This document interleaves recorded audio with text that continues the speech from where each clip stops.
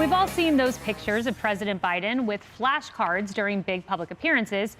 Well, maybe it's time Kamala take a cue from her boss. She didn't seem to have her facts straight at a gala last night honoring Nancy Pelosi. The vice president, well, she seemed to suggest that the push to ban gender ideology classes would mean banning women's history as well. They even want to eliminate classes that teach, quote, gender ideology. Well, so what are we talking about here? Classes that teach women's history? Women's equality? Do they want to eliminate the study of pay equity? That women make 84 cents on the dollar? How dare they make a mockery of these issues? Now, Karen, no one has said that ever in the Republican Party. When we talk about gender ideology in classrooms, it is talking about teaching trans ideology, discussions of sexuality with young children. Kamala knows that, and she doesn't want the American public to know that because there was a new poll, KFFF, Washington Post poll that came out last week, and here's the numbers. This is support for those who think it's inappropriate to discuss these issues with K through 3. 77% say it's inappropriate. Grades 4 and 5, 70% say it's inappropriate. Middle school, still 52% say it's inappropriate. She's on the wrong side of this. Oh, absolutely. And I think at this point, whenever Kamala Harris opens her mouth, you can pretty much assume the opposite is true. Whatever this woman touches turns to ash. She's the border czar, right? Look what's happened at the border. They sent her to the Munich Security Conference to talk through the European response to Ukraine. That's not going very well. Biden just put her in touch of artificial intelligence policy. I'm actually quaking in my boots about that because this is a transformative technology that deserves an adult in charge, and she is not that person. But you're right. It's the gender ideology, it's the propagation of children. They are propagandization of children. They're after our kids. We've talked about that. They're very, very explicit about that. And it is time for Americans to say no, to stand for truth and say this is not going to go into the heads of our children, whether in the education system, whether through social media, whether through TikTok and those digital platforms that are run by the Chinese Communist Party. No, Americans have to stand up like they did to Bud Light, and now places like Target, let's stand up and say, hey, you can't put gender ideology on onesies for our children. Absolutely not. It's done. Americans need to rise up and say no. Right. Well, it's not the first bizarre thing we've heard from the left, Harris. First, it was Republicans want to ban the teaching of Black history and then ban the teaching of the Holocaust. I mean, it's nuts. Take a listen to what we've heard previously. Don't we want our children to know that slavery was wrong as I fight against slavery today that still exists? Extreme MAGA Republicans don't want the children of America to learn about the Holocaust. It is incomprehensible that to see that this is what this ban or this block, to be more specific, that DeSantis has put forward. If you think about the study of Black Americans, that is what he wants to block. All lies. He never blocked that. So that's really interesting when you hear them talking. I think big picture and overall, they're talking about paying Black people for slavery. So where do they really stand? What they're teaching the younger generations are, yes, yes, yes. The GOP has no idea what happened in slavery. Everybody knows. Come on. It's the United States. We know.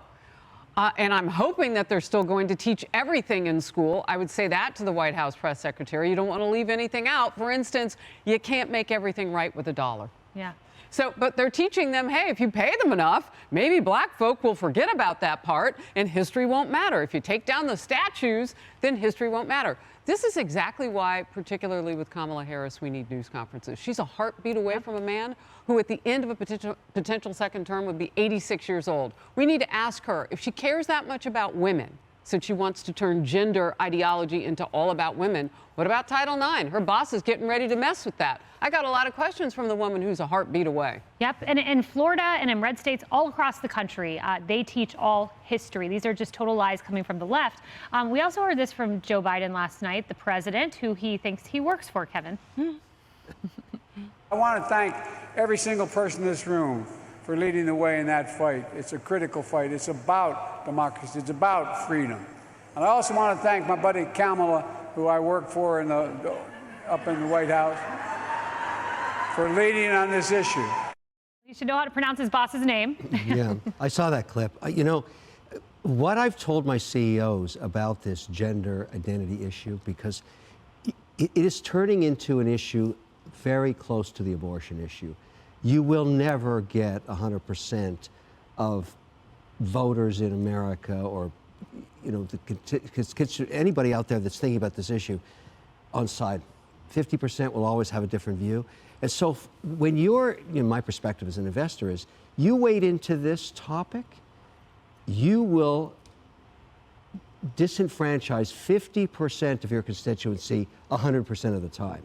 So if you want to go down the road and you want to start debating it and you're in business, you're going to run into some really big problems. And so it's like DeSantis and the Disney fight. Yes. You got to think where you're going. You got to read the room. Well, and Disney ran into a lot of problems. And as it turns out, it's funny, Washington Post buried those numbers. They took those, they came out in March. We just learned about them last week. 77% agree with what Governor DeSantis did in K-3 education. 77%, Emily, that's enormous. Of course they do, because 77% have common sense and understand the values and the ideals that we're talking about. The sort of incendiary, inflammatory fringe is what the vice president capitalizes on. It is what woke businesses capitalize on, because they're virtue signaling. And that is what will help them gain votes, in their opinion, with not only the youth, but certain fringers that they want. So by her, by the way, otherizing everyone, which I thought, again, that they were the campaign to unify, she's otherizing, demonizing, and with this language, totally missing the point. It's a nuanced topic, to your point,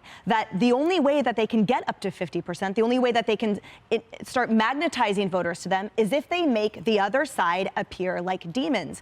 I note the staunch hypocrisy because, for example, in women's rights and women's victims advocacy groups in California, they are still suing her and complaining her for her absolute rejection of them and their trauma in the realm of cybersecurity and the realm of revenge pornography, because she enjoyed all the Silicon Valley dollars.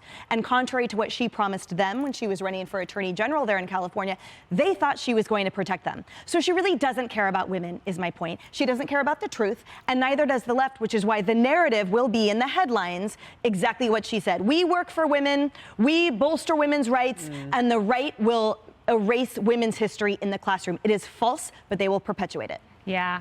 Good luck with the Republicans want to ban women's history. We've got some pretty great women like Sarah Sanders, Nikki Haley, Kristi Noem, the list goes on. Hey everyone, I'm Emily Campagno. Catch me and my co-hosts Harris Faulkner and Kayleigh McEnany on Outnumbered every weekday at 12 p.m. Eastern, or set your DVR. Also, don't forget to subscribe to the Fox News YouTube page for daily highlights.